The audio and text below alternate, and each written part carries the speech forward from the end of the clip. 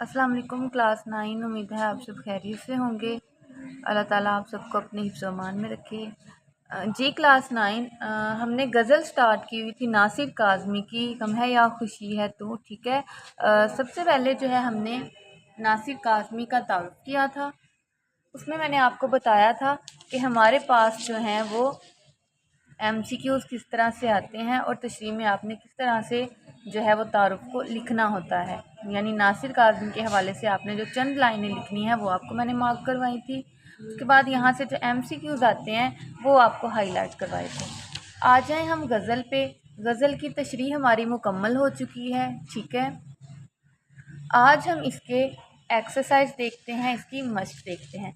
सबसे पहले हमारे पास आ जाते हैं क्वेश्चन आंसर्स। ठीक है, तो सबसे पहला हमारे पास क्वेश्चन है, पेज नंबर आपके पास 129 है। पहला क्वेश्चन है, शायर ने हर हाल में ज़िंदगी को कैसा करार दिया है।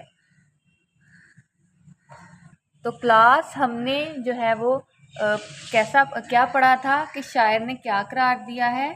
शायर ने ज़िंदगी को हर हाल में जो है वो शायर ने हर हाल में महबूब को ज़िंदगी करार दिया है। कैसे?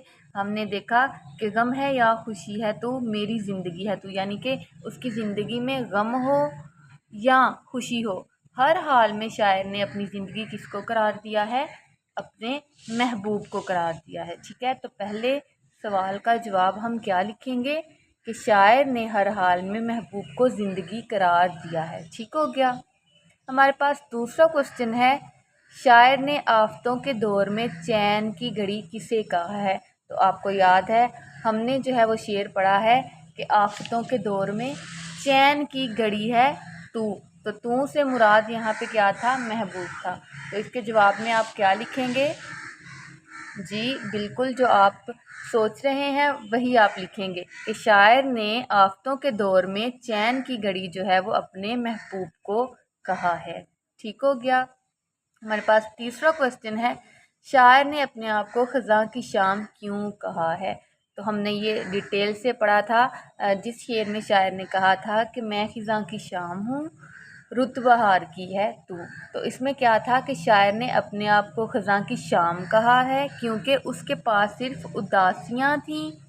ठीक है, उदासियाँ और खुशी का कोई लम्हा नहीं था, इसीलिए शायर ने जो है वो ख़ुद को क्या कहा था? रुत ख़ज़ां की शाम कहा था और अपने महबूब को जो है वो बहार की रुत कहा था। ठीक है, तो शायर इसमें आप जवाब में क्या लिखेंगे कि शायर ने अपने आप को ख़ज़ां की शाम इसलिए कहा है क्योंकि उसके पास सिर्फ उदासियाँ हैं और खुशी का कोई भी लम्हा मैसर नहीं है। ठीक हो गया। आगे हमारे पास क्वेश्चन नंबर 4 है, शायर ने अपने आप को दोस्तों के दरमियान वजह दोस्ती क्यों करार दिया है। तो ये हमने शेर पढ़ा कि दोस्तों के दरमियान वजह दोस्ती है तो इसमें क्या बताया था शायर ने, क्यों कहा था? क्योंकि जो है उसकी वजह से सब दोस्तों की महफिल सजती है। यानी कि शायर जो है उसने अपने महबूब की वजह से ही जो है वो लोगों से दोस्ती कायम रखी थी। जवाब में आप क्या लिखेंगे कि शायर ने अपने महबूब को वजह दोस्ती करार दिया है क्योंकि उसकी वजह से सब दोस्तों की महफिल सजती है। यानी अपने महबूब की वजह से ही वो दूसरे लोगों से जो है वो अच्छे ताल्लुकात कायम रखता है। शायर ने इस दयार में अपने आप को अजनबी क्यों कहा है। दयार हम कहते हैं शहर को, इलाके को, अजनबी कहते हैं बेगाने को। अब यहाँ पे शायर ने जो है वो अपने इस दयार को अपने आप को शायर ने इस दयार में अपने आप को अजनबी क्यों कहा है? क्योंकि शायर ने जो है इसलिए कहा है क्योंकि वो यहाँ के तौर तरीक़ों और चालों से वाकिफ़ नहीं हो सका। ठीक है क्लास। क्या इसमें आप ये भी लिख सकते हैं कि क्योंकि जो है वो शायर जो है उसने क्या किया, शायर को इस दुनिया ने या इस इलाके में जहाँ वो रहता है शायर को मायूस किया, गमज़दा किया, इसलिए वो अपने ही वतन में ख़ुद को अजनबी तसव्वुर करता था। ठीक है, इसमें हम हुक्मरानों की बेहिसी भी कह सकते हैं अगर हम सियासी हवाले से जो है अगर देखें तो। ठीक है, तो आप इसके जवाब में जो है वो ये लिखेंगे। आगे हमारे पास आ जाते हैं कॉलम। जी क्लास, आगे हमारे पास कॉलम है। कॉलम देखिएगा, गम है या खुशी है तू। تو ہم کیا کریں گے، کس سے ملائیں گے، میری زندگی ہے تو، ٹھیک ہے، تو یہ ہمارے پاس آ جائے گا۔ آفتوں کے دور میں چین کی گھڑی ہے تو، میری رات کا چراغ میری نیند بھی ہے تو، میں خزاں کی شام ہوں رت بہار کی ہے تو، میں تو وہ نہیں رہا ہاں مگر وہی ہے تو، ٹھیک ہے۔ یہ ہمارے پاس کالم ہے۔ پہلے مصرے کو آپ نے دوسرے مصرے کے ساتھ جو ہے وہ ملانا ہے۔ آگے دیکھیے گا، درج ذیل الفاظ و تراکیب کو اپنے جملوں میں اس طرح استعمال کریں کہ ان کا مفہوم واضح ہو جائے۔ سب سے پہلے ہمارے پاس ہے لفظ ہے چین کی گھڑی، تو آپ کو پتہ ہے سکون کا لمحہ جسے کہا جاتا ہے، ٹھیک ہے۔ تو آپ اس طرح سے جملہ بنائیں کہ ہمارے پاس جو ہے وہ مفہوم اس کا واضح ہو جائے، یعنی کہ اس کی ہمیں سمجھ آ جائے کہ کیا جو ہے اس میں لفظ کا مطلب ہے۔ تو ہم اس میں کوئی بھی جملہ آپ بنا سکتے ہیں، جیسے دیکھیں چین کی گھڑی ہے، اگر میں بناؤں جملہ تو دنیا کے مسائل کی وجہ سے کبھی بھی مجھے چین کی گھڑی میں اثر نہیں ہوئی، تو یہ میں نے جو ہے اس کا جملہ ایک بنا لیا۔ آپ اس کے علاوہ بھی جملے بنا سکتے ہیں کہ انسان کی زندگی میں چین کی گھڑی جو ہے وہ بڑی مشکل سے آتی ہے۔ اس سے ریلیونٹ بھی آپ کے ذہن میں کوئی بھی جملے ہیں تو وہ آپ جو ہے وہ بنا سکتے ہیں۔ آپ نے کیا کرنا ہے، آپ نے رجسٹر پہ جو ہے وہ لکھنے ہیں، رف رجسٹر ہے آپ کے پاس اردو کا، اس پہ آپ نے ان جملوں کو آپ نے لکھنا ہے۔ دوسرا ہمارے پاس آ جاتا ہے خزاں۔ خزاں کا آپ جملہ بنائیں گے کہ شاعروں نے خزاں کے موسم کو جو ہے وہ اداسی سے تشبیہ دی ہے، ٹھیک ہے۔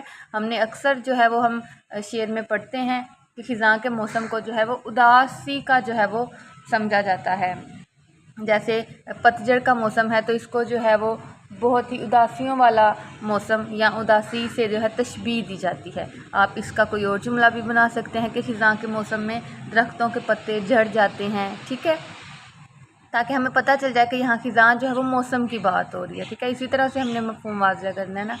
رت آپ کو پتہ ہے موسم کو کہتے ہیں کہ بہار کی رت میں باغ کا منظر بڑا دلکش ہوتا ہے، اور جیسے شاعر نے بھی کہا ہے کہ رت بہار کی ہے تو، یہ بھی ہم کہہ سکتے ہیں۔ اس کے علاوہ بہار کی رت میں ہر کوئی خوش ہوتا ہے کیونکہ ہر طرف جو ہے پھول کھلتے ہیں، ٹھیک ہے۔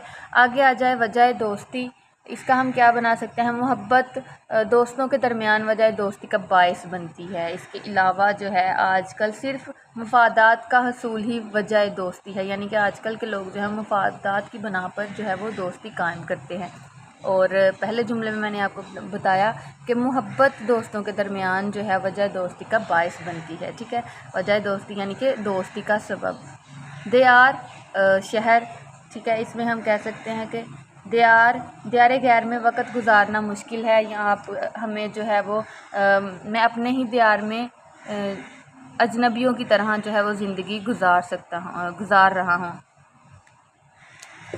ٹھیک ہے، آگے ہے اجنبی۔ اجنبی بیگانہ کو کہتے ہیں، یعنی کہ اجنبی لوگوں سے تعلقات قائم نہیں کرنے چاہیے، یا اجنبی لوگوں سے بات نہیں کرنی چاہیے، ہمیں اجنبی لوگوں سے دور رہنا چاہیے۔ اس طرح سے آپ کوئی بھی جملہ آپ اس کا بنا سکتے ہیں، ٹھیک ہے کلاس۔ تو یہ ہمارے پاس جو ہے وہ